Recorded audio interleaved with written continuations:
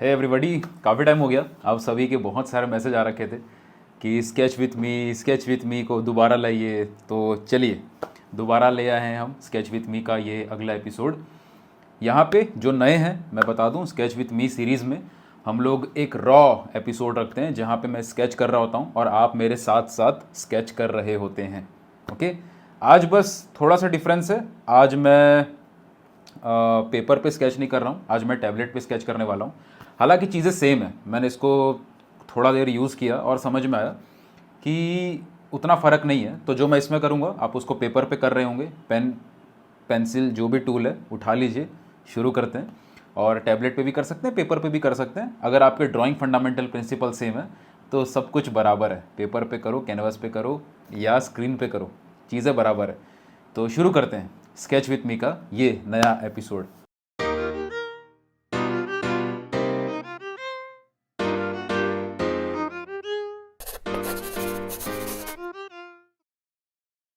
अच्छा, एक ज़रूरी सूचना आप सबको देनी है। ये जो स्केच विथ मी का एपिसोड है ये आप यूट्यूब पे देख रहे हैं, ये रिकॉर्डेड फॉर्म में है, आप उसको अपने हिसाब से करेंगे। बट पहली बार हम स्केच विथ मी का एक एपिसोड करने वाले हैं लाइव। तो मैं आपके साथ लाइव रहूँगा और आप उस सेशन के अंदर मेरे साथ एक्चुअल में स्केच कर रहे होंगे, मेरे साथ लाइव कर रहे होंगे स्केचिंग। और वो एपिसोड हम जल्दी लॉन्च करने वाले हैं और वो सेशन लाइव होगा और फ्री होगा। तो रजिस्ट्रेशन हमने फ्री रखी हैं, लेकिन कुछ चीज़ों का ध्यान रखिएगा। इस वीडियो के नीचे डिस्क्रिप्शन में एक व्हाट्सअप कम्युनिटी का लिंक मिलेगा। उस व्हाट्सअप कम्युनिटी का नाम है वन इंडिया आर्ट कम्युनिटी। उससे ज्वाइन हो जाइएगा। तो ये स्केच विथ मी का एक लाइव सेशन हम करने वाले हैं, लेकिन हो सकता है अगर आप ये वीडियो फ्यूचर में देखें या कुछ महीनों बाद देखें तब तक वो सेशन ख़त्म हो चुका हो और आप उसको अटेंड ना कर सकें। फिर भी उस वन इंडिया आर्ट कम्युनिटी से जुड़े रहिएगा, सो दैट फ्यूचर में कोई फ्री बुक्स हो गई या कोई और सेशन हो गया या कुछ और रिसोर्सेज हम आर्टिस्टों के लिए प्रोवाइड करें तो उस ग्रुप में हम अपडेट करते रहेंगे। ओके, तो इस वीडियो के नीचे डिस्क्रिप्शन में वन इंडिया आर्ट कम्युनिटी का व्हाट्सअप कम्युनिटी लिंक आपको मिल जाएगा, उससे कनेक्टेड रहिएगा। अगर आप अभी ज्वाइन हो जाते हैं तो हो सकता है हमारा जो स्केच विथ मी का लाइव सेशन है वो फ्री सेशन है, आप उसको अटेंड कर सकें। अगर आप मिस कर जाते हैं फ्यूचर के लिए तो कनेक्टेड रहिएगा, सो दैट फ्यूचर में कुछ अपॉर्चुनिटी आए तो आपको मिल सके। So stay connected with one India art community. ये हमारी कम्युनिटी है जो हमने अभी अभी शुरू करी है, सो दैट जितने भी एस्पायरिंग आर्टिस्ट हैं वो एक कम्युनिटी में कनेक्टेड रहें, ताकि कोई भी आर्ट रिलेटेड रिसोर्सेज हो हम उनको प्रोवाइड कर सकें टाइम टू टाइम। डिस्क्रिप्शन में सबसे ऊपर लिंक उसका आपको मिल जाएगा। तो मैंने यहाँ पे फ़ोटो ली है एक, रैंडमली मैं कोई भी फ़ोटो उठाऊँगा यहाँ पे और रफली स्केच करूँगा। और जैसे कि मैंने काफ़ी बार शेयर भी किया है, स्ट्रेट लाइन में चीज़ों को कन्वर्ट करना एक बहुत बड़ा इम्पॉर्टेंट स्किल है जो हमें प्रैक्टिस करते रहनी चाहिए। तो जब भी आप स्केच करते हो, जो भी आपके पास सब्जेक्ट हो, जिस भी इमेज को आप ड्रॉ कर रहे हैं, मेक श्योर करो कि उसको सिंप्लीफाई करो। आप स्ट्रेट लाइन में चीज़ों को देखो। एक आर्टिस्ट का काम चीज़ों को सिंप्लीफाई करना है, उसको कॉम्प्लिकेट करना नहीं है। कॉम्प्लिकेट तो दुनिया ऑलरेडी है, हमारा काम है चीज़ों को सिंपल करना, सिंपल देखना। जितना चीज़ें सिंपल दिखेंगी उतना आराम से आप उसको बना पाएंगे, उतना सही से आप उसको प्रैक्टिस कर पाएंगे, उतना जल्दी आपकी स्पीड डेवलपमेंट होगी। सारी चीज़ें डिपेंड करती है कि कितना सिंपल। जैसे देखो आप यहाँ पे मैंने एक एंगल लिया, इस एंगल के हिसाब से यहाँ पे इंसान का फेस आ गया। ओके, तो यहाँ पे हम स्केच कर रहे हैं। स्केच का मतलब यह है कि हम बहुत हड़बड़ी में बस चीज़ों को ख़त्म ना करें या बहुत हड़बड़ी में बस चीज़ें बना के छोड़ ना दें। हालांकि स्केच में हड़बड़ी रहती है, फास्ट हम काम करते हैं नॉर्मल लॉन्ग आवर स्टडीज़ के कंपैरिजन में, बट स्पीड, माइंडलेसली स्पीड नहीं चाहिए। चीज़ों को समझ के स्पीड बढ़ाएं तो ज़्यादा बेटर है, वो इम्पॉर्टेंट है। खाली स्पीड बढ़ाने से कुछ नहीं होगा। अगर आप गाड़ी चला रहे हो, आप पहली बार गाड़ी चलाना सीख रहे हो या प्रॉपरली अभी सीखे नहीं हो और स्पीड चलाओगे तो 100% एक्सीडेंट होगा ही। इससे बेटर कि प्रैक्टिस हो जाए, कॉन्फिडेंस आ जाए, क्लियर हो जाए सब कुछ, फिर धीरे धीरे स्पीड बढ़ाने से कंट्रोल में रहेंगी चीज़ें। तो मैं आराम से बस स्केच कर रहा हूँ। आप भी मेरे साथ इस इमेज को, आपके स्क्रीन पे इमेज आपको नज़र आ रही है, मेरे साथ पेपर पे निकाल के, पेंसिल या पेन जो भी आप इस्तेमाल कर रहे हैं, पेपर निकाल के उस पर इस तरीके से मार्किंग्स करिए। कुछ टर्म्स जो मैं बार बार यूज़ करता हूँ उन टर्म्स को भी समझिएगा। एक वर्ड हमने पहले समझा स्केच। अब ड्राइंग और स्केच में क्या फ़र्क है? ड्राइंग एक बड़ा शब्द है, स्केच ड्राइंग का एक छोटा सा हिस्सा है। ओके, ड्राइंग के अंदर सब आता है। हम स्केच करें तो भी वो ड्राइंग का पार्ट है। हम लॉन्ग आवर स्टडी करें जहाँ पे हमारा आराम से एक एक लाइन को स्टडी कर रहे हैं, प्रपोर्शंस, कॉम्पोजिशन सब कुछ स्टडी कर रहे हैं, ड्रॉ कर रहे हैं, वो भी ड्राइंग का पार्ट है। ड्राइंग में सब आता है। कुछ भी चीज़ आप ड्रॉ करो वो ड्राइंग है। पेन से बनाओ, पेंसिल से बनाओ, चारकोल से बनाओ, कलर से बनाओ, पेंट ब्रश से बनाओ, पेपर पे बनाओ या स्क्रीन पे बनाओ, ड्राइंग ड्राइंग होती है। लेकिन स्केच ड्राइंग का एक हिस्सा है। ओके, तो स्केच का मीनिंग ये है कि हम ड्रॉ तो कर रहे हैं लेकिन डिटेल्स को नहीं देख रहे हैं, क्विकली जो फील है, ओवरऑल जो फील है पूरे पिक्चर का, उसको पा रहे हैं, उसका रफ हम स्टडी कर रहे हैं। और स्केच के बेनिफिट्स क्या क्या हैं? स्केच का सबसे मेन बेनिफिट तो यही है कि एक क्विक ग्लांस में आप चीज़ों को कैप्चर कर पाते हैं। ओके, ऑब्वियस सी बात है, जब हम स्केच बनाते हैं और उसको हम फाइनल वर्क की तरफ लेके जाते हैं तो उसमें कई सारी चीज़ें मिटानी पड़ती हैं, ठीक करनी पड़ती हैं, थोड़ा थोड़ा उसमें सुधार लाया जाता है। बट 5 मिनट 10 मिनट के अंदर, और भी क्विक स्केचिंग है तो 2 मिनट के अंदर, 3 मिनट के अंदर एक क्विक फीलिंग आ जाती है। उससे काफ़ी आइडिया लग जाता है कि फाइनल वर्क कैसा दिखेगा। ओके, इसलिए ये ज़रूरी नहीं कि आपको 15 घंटा लगा के एक आर्टवर्क ही बनाना है। जब भी आप स्केचेस करते हो तो आपको आइडिया लग जाता है। जैसे मैं आपको फ़ोटो में दिखाता हूँ कि किस तरीके से मैं सोच रहा हूँ। यहाँ पे देखिए, स्ट्रेट लाइन के हिसाब से मैं सोच रहा हूँ कि अगर ये आदमी सीधा बैठा है तो यहाँ से अगर हम स्ट्रेट लाइन ले तो कहाँ पे आएगा। ओके, ये सब मैं सोच रहा हूँ जब मैं ये स्केच कर रहा हूँ। स्ट्रेट लाइन में चीज़ें कहाँ पे आएंगी, प्लेसमेंट कहाँ पे होगा। ओके, तो स्केच का मीनिंग आपको क्लियर है। दूसरा शब्द यहाँ पे है प्रपोर्शंस। ओके, तो हम प्रपोर्शंस देख रहे हैं और स्केच करते समय हम एग्जैक्ट परफेक्ट प्रपोर्शंस नहीं देखते हैं, हम रफली प्रपोर्शंस के आइडिया लगाते हैं कि हाँ, यहाँ पे घोड़ा का सिर है, यहाँ पे आदमी का सिर है, यहाँ से यहाँ तक एक डिस्टेंस है, आदमी इतना बड़ा है, घोड़ा इतना बड़ा है, रफली। ऑब्वियस सी बात है, जब हम फाइनल वर्क या लॉन्ग आवर स्टडी करेंगे, लॉन्ग आवर स्टडी मतलब जहाँ पे हम आराम से एक एक लाइन से, एक एक एंगल को मिटा मिटा के ठीक करते हैं कि सब चीज़ें सही हैं कि नहीं है। तो जब वो ज़्यादातर तब हम करते हैं जब हमें फाइनल पेंटिंग कंप्लीट करनी है। ओके, तो ये चीज़ें हमारे लिए इम्पॉर्टेंट है समझना। तो यहाँ पे मैं आराम से 2 मिनट रुक के देख रहा हूँ। ओके, इसलिए मैंने यहाँ पे सब कुछ रॉ रखा है, रियल टाइम में रखा है, मैं भी कुछ नहीं कर रहा हूँ, बस मैं देख रहा हूँ।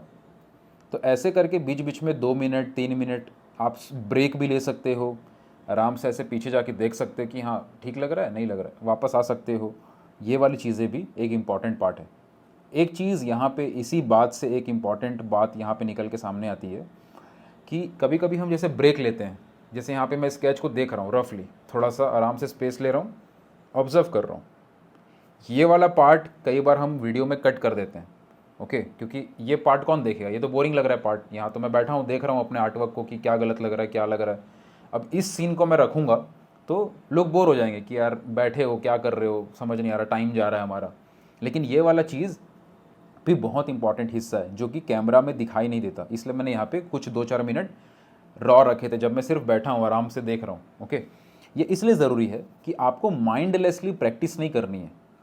कई लोग सोचते हैं कि स्केचिंग, जैसे हम जो शब्द सुनते हैं अक्सर अलग अलग आर्टिस्टों से, कॉलेजेस में, इधर उधर, वो शब्द कई बार हमें समझ नहीं आते, हम सुन तो लेते हैं बट वो शब्दों का मीनिंग हमें समझ नहीं आता।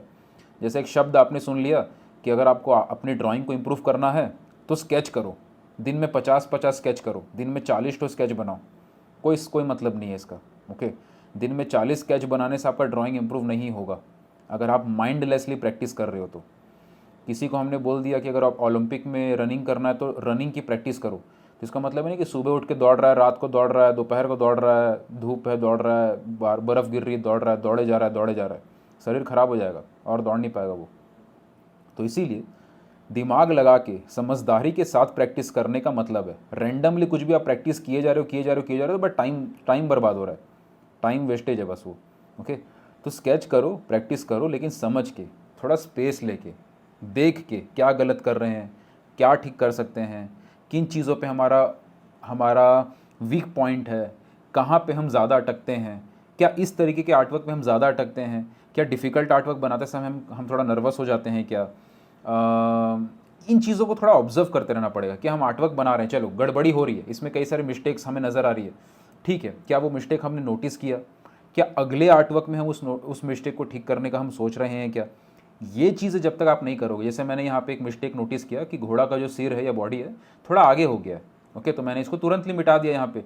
हालांकि मैं डिजिटली कर रहा हूँ तो मेरे लिए मिटाना आसान हो गया।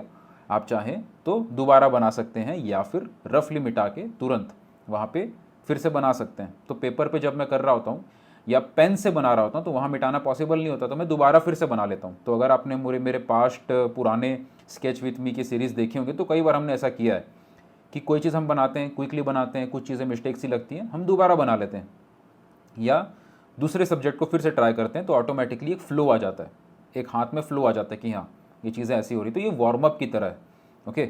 इसलिए कई सारे आर्टिस्ट फाइनल पेंटिंग बनाने से पहले वार्म अप करने के लिए स्केचिंग करते हैं।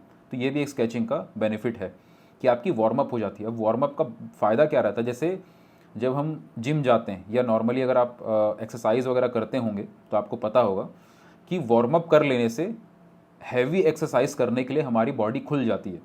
लेकिन वार्म अप का बेनिफिट हमें उतना दिखता नहीं है। हाँ, थोड़ा बहुत शरीर हिला लिया, हल्का फुल्का वार्म अप कर लिया, क्या फ़ायदा है, ठीक है, उतना कुछ डिफरेंस दिख नहीं रहा है। लेकिन अंदर ही अंदर बहुत बड़ा फ़ायदा मिलता है वार्म अप का, ये कि हो सकता है कोई हैवी एक्सरसाइज आप करने वाले हों और उसमें अचानक से, क्योंकि बॉडी बहुत देर से स्टिफ है, खुली नहीं है, तो अचानक से कोई हैवी एक्सरसाइज करोगे तो खिंचा जाता है, नस खिंचा जाएगा या बहुत ज़्यादा पेन हो जाएगा।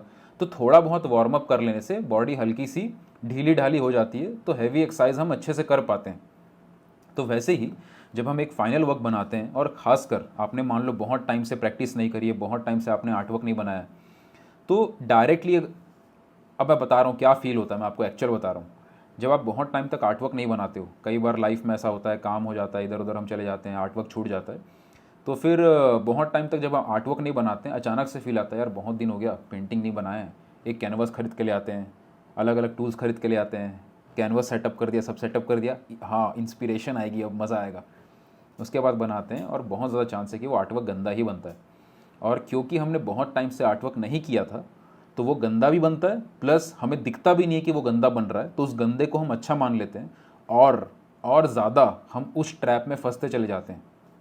तो जब ये स्केचेस हम कर लेते हैं ना, तो थोड़ा सा हाथ खुलता है कि समझ में आता है कि चीज़ें एक फ़्लो बरकरार है क्या, चीज़ें क्विकली हमें समझ में आ रही है क्या। एक क्विक ग्लांस में चीज़ें समझ में आए, वो है असली प्रैक्टिस आपकी। एक डिटेल्ड पेंटिंग बनाना, ठीक है, उसकी अपनी इंपॉर्टेंस है, जहाँ पे हम बारीकियों को और बाकी चीज़ों को ऑब्जर्व करते हैं, लेकिन एक क्विक ग्लांस में चीज़ों को समझना कि इसकी ये प्रपोर्शन है, इसके ये लाइन्स है, इसके ये एंगल्स हैं, इस चीज़ को क्विकली समझना, ये एक बहुत बड़ा रोल प्ले करता है। क्योंकि अंडरस्टैंड, असली क्रिएटिविटी आपकी इन प्रैक्टिस से खुलती है।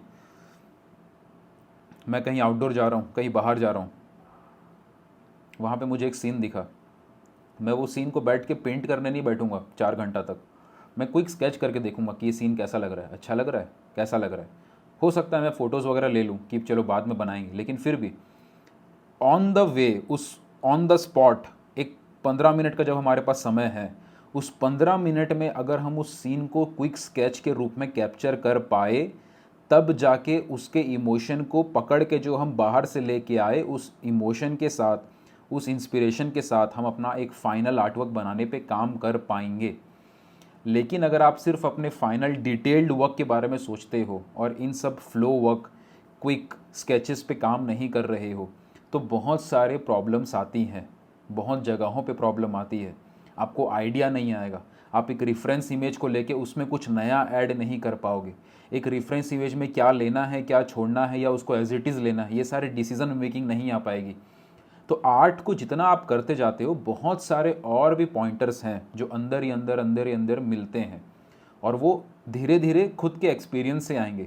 आप ऊपर ऊपर से तो देख सकते हो यूट्यूब पे बहुत लोगों को कि वो फ़ोटो ले लिए और आराम से धीरे धीरे बैठ के आउटलाइन बना रहे हैं।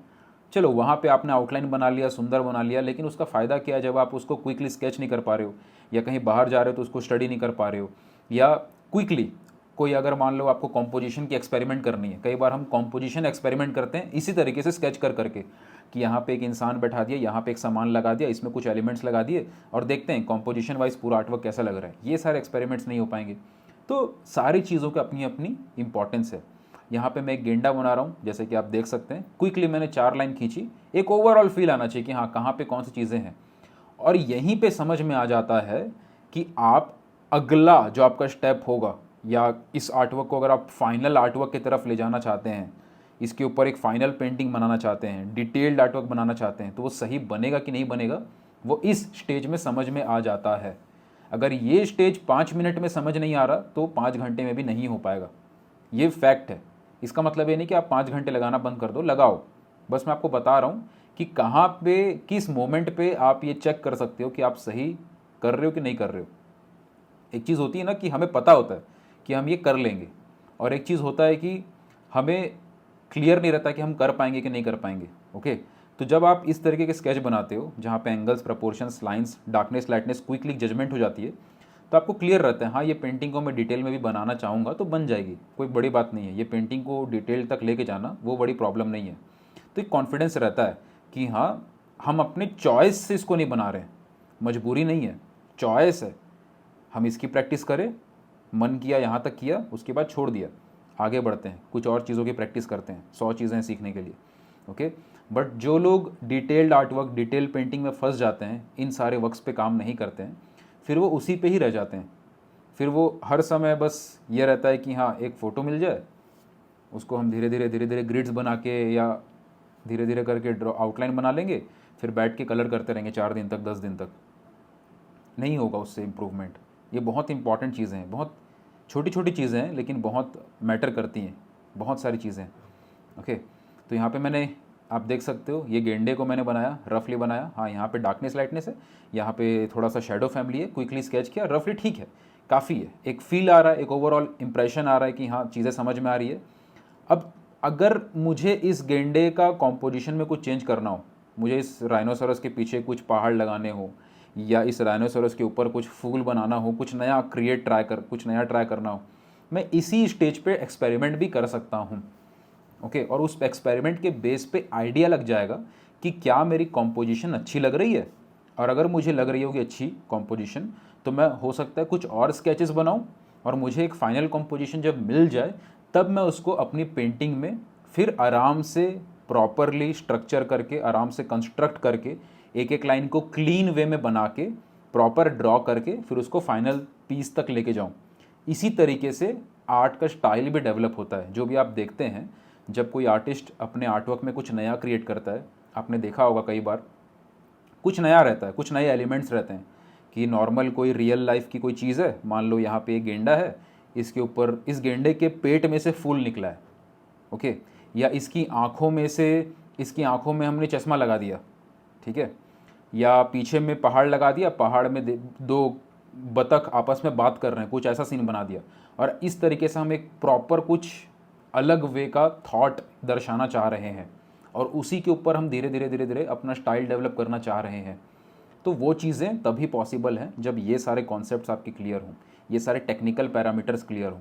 यहाँ पे हम एक ये ह्यूमन फिगर को ड्रॉ कर रहे हैं, तो देख सकते हो मैं आपको येलो कलर की इस लाइन से क्विकली आइडिया दे रहा हूँ कि कहाँ किस तरीके से मैं सोच रहा हूँ। Straight line straight line straight line, बस पहले स्ट्रेट लाइन में चीज़ें हो जाएं। ओके, बार बार देखो, यहाँ पे मैं रीडू करके आपको दिखा रहा हूँ कि मैं येलो कलर की लाइन को कैसे यूज़ कर रहा हूँ बॉडी के ऊपर। ये मैं आपको इसलिए दिखा रहा हूँ क्योंकि ऐसा ही थॉट रहता है जब मैं स्केच कर रहा हूँ। इसी तरीके से कि यहाँ पे एक लाइन है, यहाँ पे एक लाइन है, यहाँ पे एक लाइन है, यहाँ पे एक लाइन है, एक लाइन एक लाइन एक line, straight straight straight straight line. अब स्ट्रेट लाइन का कॉन्सेप्ट इतना इंपॉर्टेंट क्यों है समझिएगा। किसी कर्व को मेजर करना मुश्किल है as compared to straight line, और जो चीज़ आसान है उसी तरीके से ही सीखा जाता है। एक बच्चे को ABCD सिखाया जाता है, उससे वो सेंटेंस बनाता है, उससे वो कविता लिखता है फ्यूचर में।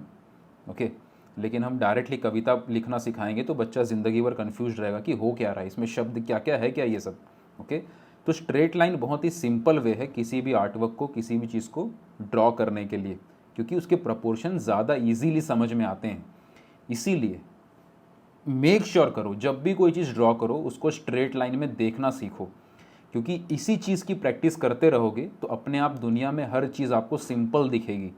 कितना भी कॉम्प्लिकेटेड सब्जेक्ट क्यों ना हो, भले एक सीन में 50 आदमी खड़े हैं, घर है, बैल दौड़ रही है, दो दो जानवर उधर कोई से हैं, बहुत कॉम्प्लिकेटेड सीन भी है तो आपको ईजी लगेगा।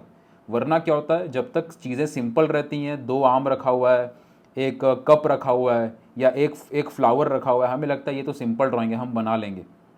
लेकिन जैसे ही ड्राइंग थोड़ी कॉम्प्लिकेटेड होती है, फल है, फल के पीछे एक आदमी खड़ा है, आदमी के हाथ में एक बिल्ली बैठी है, बिल्ली ने टोपी पहनी है, उस आदमी के पीछे पूरा एक नेचर का सीन है, नेचर में 2 बगुले उड़ रहे हैं, बगुले के मुंह में 2 मछलियां हैं, जो भी बहुत कॉम्प्लिकेटेड सीन भी है तो लोग डर जाते हैं, अरे इतना सारा चीज़ है, कैसे कहाँ पे क्या बनेगा। वो इसलिए क्योंकि आपने चीज़ों को सिंप्लीफाई करने के हिसाब से काम नहीं किया, आप बस सब्जेक्ट के हिसाब से काम कर रहे थे। एक सब्जेक्ट को बनाएंगे, आउटलाइन ख़त्म कर देंगे, नहीं।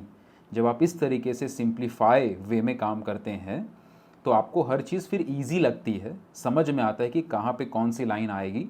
आप पहले हर चीज़ को अपनी अपनी जगह पे सेट कर देते हो, जैसे हमने यहाँ पे लाइंस बना दी बॉडी के लिए कि कहाँ कहाँ पे बॉडी की लाइंस बनेगी, एक सेट हो गया जगह। उसके बाद हम धीरे धीरे धीरे धीरे और लाइंस अंदर अंदर अंदर अंदर ऐड कर सकते हैं ताकि और भी कर्व्स वगैरह सही जगह पे हम ला सकें। ओके, तो ये वाला स्केचिंग का प्रोसेस आप सबको बहुत प्रैक्टिस करना है, बहुत इंपॉर्टेंट है, बहुत हेल्प करता है और बहुत ज़्यादा प्रोफेशनल तरीका है ये। ओके, तरीका भी इंपॉर्टेंट होता है, सिर्फ आर्ट वर्क को बना देना काफ़ी नहीं है, उसको किस तरीके से आपने बनाया वो बहुत मैटर करता है। ओके, आपने आउटलाइन तो कर दिया या ग्रिड्स बना के आप उस पर डिपेंडेंट तो हो गए, लेकिन वही बात है कि कभी कुछ एक्सपेरिमेंट करने का टाइम आएगा, आउटडोर जाके स्टडी करने का टाइम आएगा, किसी को कोई चीज़ समझाने का टाइम आएगा, तो बहुत सारी प्रॉब्लम्स आएंगी। इसलिए शुरू से अपने तरीके को ऐसा रखो जिसका बहुत बड़ा बेनिफिट आपको फ्यूचर में मिल सके। आपको आपका जो तरीका है आर्टवर्क को बनाने का, जैसे कई लोग पोर्ट्रेट बनाते हैं तो लूमिस पे डिपेंडेंट रहते हैं। लूमिस मेथड है, लूमिस मेथड बाद में आया, उससे पहले लाइन्स एंगल्स प्रपोर्शन सही होंगी तो लूमिस काम आता है, उससे पहले नहीं आता है। तो जब ये तरीके क्लियर हो जाते हैं तब जाके आप बाकी चीज़ों को इस्तेमाल भी कर पाते हो, अच्छे से भी कर पाते हो और उसको काफ़ी अलग अलग जगह से प्रोफेशनली यूज़ भी कर पाते हो, और वो चीज़ें बहुत इंपॉर्टेंट है। ओके, सो यहाँ पे ये तरीका मैं आपको मेनली दिखाना चाहता हूँ इस पूरे सेशन के अंदर कि किसी भी सब्जेक्ट को मैं यहाँ रैंडमली उठा रहा हूँ और कौन से थॉट प्रोसेस से मैं उसको बना रहा हूँ। पहले सिंपल स्ट्रेट लाइन पे कन्वर्ट किया, उसके बाद धीरे धीरे अंदर की लाइंस को हल्का फुल्का बनाया, क्विकली जहाँ पे डार्कनेस लगनी है मैंने रफली शेड कर दिया, रफली क्विकली, बस ज़्यादा कुछ सोचना नहीं है डिटेल्स में, चेहरा मैच कर रहा है कि नहीं कर रहा है, परफेक्ट है कि नहीं सब सारी लाइंस, नहीं, रफली आइडिया ले रहे हैं, बस फील आना चाहिए। ठीक है, वो फील आ गया मतलब समझ जाओ कि हाँ सही जा रहे हो, इसको थोड़ा सा फाइनल की तरफ चाहो तो आगे चल के ले जाया जा सकता है। तो इसकी प्रैक्टिस करने से क्या क्या बेनिफिट्स हैं मैं वापस से रिपीट करता हूँ कि आप चीज़ों को सिंपल वे में देखना सीखोगे, कॉम्प्लेक्स दुनिया को सिंपल वे में देखना सीखोगे। दूसरा, कॉम्पोजिशन के एक्सपेरिमेंट्स आपके लिए कर पाना पॉसिबल होगा। तीसरा, जो आपका इनिशियल स्टेज है जिसको बोलते हैं स्टार्ट ओवर फिनिश रूल, कि स्टार्टिंग का जो स्टेज है जो सबसे इंपॉर्टेंट स्टेज है, अगर वो सही है तो फिर बाकी के स्टेजेस काम के हैं। स्टार्टिंग का स्टेज सही होगा तो हम उसको प्रॉपरली लाइंस को क्लीन करके प्रॉपर कंस्ट्रक्ट करेंगे, प्लेन्स वगैरह की स्टडी करेंगे, डार्कनेस लाइटनेस कहाँ पे आएगी उसको देखेंगे, फिर डिटेल्स ऐड करेंगे। तो ऐसे करके जो भी स्टेज है उसमें सबसे इंपॉर्टेंट आपका स्टार्टिंग का स्टेज है, तो वो आपका स्ट्रांग हो जाएगा। इस तरीके से एक्सरसाइज करने से आपकी स्केचिंग माइंडलेस नहीं होगी, आप रैंडमली बस पेपर को भर नहीं रहे होंगे। ओके, प्रैक्टिस करना और स्मार्टली प्रैक्टिस करने में ज़मीन आसमान का फ़र्क है। आप रैंडमली प्रैक्टिस कर रहे हो, रैंडमली ओलंपिक्स में जाना है बोल के दौड़ रहे हो सुबह शाम, कोई मतलब नहीं है। आप स्टडी करते हो कि बाकी ओलंपियंस जो रहते हैं वो कैसे प्रैक्टिस कर रहे हैं। ओके, क्या उनका डाइट होता है, कितना वो रेस्ट लेते हैं, कितना वो रनिंग करते हैं, कितना वो रनिंग के बाद अपने आप को रेस्ट देते हैं, वो सारी चीज़ें, वो स्मार्टनेस है। तो यहाँ पे ये एक हिस्सा है, जब आप इसको करते हैं तो आप रैंडमली माइंडलेसली स्केच नहीं कर रहे हैं, समझ रहे हैं कि चीज़ें यहाँ पे आएंगी, ये लाइंस यहाँ पे आएगा। जो हमारा मेन गोल है क्विकली स्केच करना, इंप्रेशन को कलेक्ट करना, वो यहाँ पे हो रहा है। हाँ, हमारी प्रैक्टिस सही जा रही है। अब इसी चीज़ को बार बार जब आप करते रहोगे तो फ्लो आएगा। ओके, रैंडमली बस स्केच नहीं करना है, समझ के स्केच करना है। और हर बार अपनी गलतियों को ऑब्जर्व करना है कि ये चीज़ें मेरी मिस्टेक हो रही है, इसको थोड़ा सा ठीक कर सकते हैं। और मिस्टेक हो रही है तो कोई बात नहीं, उसको भी इतना सिर पे नहीं लेना है कि यार मेरे से तो मिस्टेक हो जाती है, मैं तो नहीं कर पाती हूँ, नहीं कर पाता हूँ। नहीं, मैं भी बना रहा हूँ, 100 बार होती है गलती, ठीक है। बस ये है कि वो गलतियाँ किसी को दिखती नहीं हैं तो कोई जान पाता नहीं है। आप किसी आर्टिस्ट की फाइनल पेंटिंग देखते हैं, आपको लगता है कि आर्टिस्ट तो सब जानते हैं, इनका तो कभी डाउट मिस्टेक होता ही नहीं होगा। बट नहीं, जब भी वो स्केच करते हैं कई बार उनकी मिस्टेक्स होती है। मैं तो कई सारे ऐसे आर्टिस्ट को मिला हूँ जिनका आर्टवर्क बहुत कमाल का रहता है, बट उनकी स्केच करते समय कई सारे ऐसे स्केचेज़ हैं जो बहुत ख़राब बनते हैं, बहुत मिस्टेक दिखती हैं उसमें।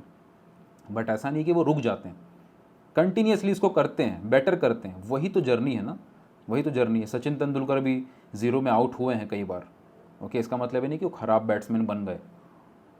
वैसी लाइफ नहीं चलती कि हर बार हर अटेम्प्ट परफेक्ट जाएगा, ऑब्वियस बात है वो। बट ये है कि हाँ, अपनी गलतियों को बेटर सीखने के लिए हमें गलतियों को समझ के उसको ठीक करना है, रैंडमली वही गलती करते नहीं रहनी है। ओके, तो यहाँ पे मैंने रफली कोई भी फ़ोटो उठाई है, मैं यहाँ पे सोच के फ़ोटो नहीं उठा रहा हूँ कि हाँ ये वाली इमेज ले लूँ क्या, वो वाली इमेज ले लूँ क्या, रैंडमली। तो ऐसे ही कोई भी रैंडम इमेज उठा के उसको बनाया जा सकता है।